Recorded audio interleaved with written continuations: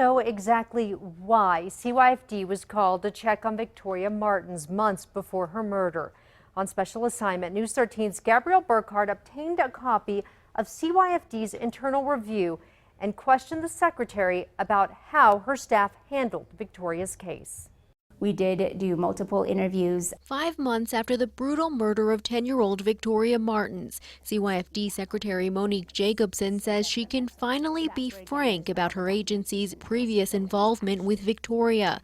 In a rare move, the department has now released records detailing those interactions and how caseworkers handled the calls. What was determined based on this review is that we did follow all state statute, agency policies and procedures. Victoria's mom, Michelle Martens, boyfriend Fabian Gonzalez, and his cousin Jessica Kelly are each facing charges for her murder. An autopsy revealed Victoria was strangled, her body dismembered. It also found alcohol in her system and evidence she was sexually abused in the past. But did CYFD workers know enough about the abuse before her death? We did not find proof that physical abuse or even neglect occurred. According to its report, CYFD caseworkers had contact with Victoria on at least 4 prior occasions. In March 2015, CYFD got a call that Victoria and her sibling had poor hygiene and dirty clothes. Both kids were interviewed separately at school, but a caseworker says neither child had any marks, bruises, or evidence of abuse and appeared well taken care of. 3 more calls came into CYFD in May and June of 2016. Referencing Victoria's brother.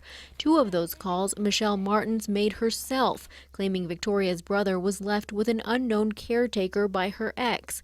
Both children were interviewed again by CYFD at school and at home. Our internal review showed that the interviews were done in a comprehensive manner, that questions were asked about physical abuse and sexual abuse, even though none of the allegations that we received were of that nature. A 5th anonymous call to CYFD in March of 2016. The agency says it had no jurisdiction to investigate. The tipster claimed an ex-boyfriend of Michelle Martens tried to kiss Victoria, but since he wasn't a parent, guardian, or custodian living in her home, CYFD referred the call to Albuquerque police.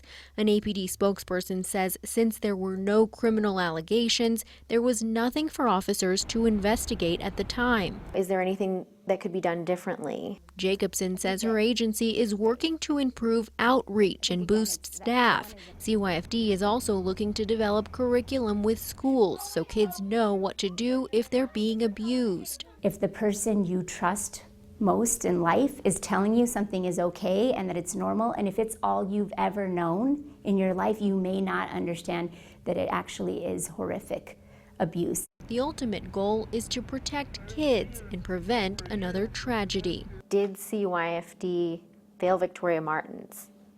I think when a child dies, it's not okay for anyone. It's not okay for me, it's not okay for my workers, it's not okay for the community. But what our internal review showed is that we did everything in the manner we should have. On special assignment, Gabrielle Burkhardt, KRQE News 13. CYFD tells us they plan to bring back school liaisons statewide. The agency is also hosting a rapid hire job fair next Saturday, the 28th. You can find more information and read more about the reports on our KRQE News app.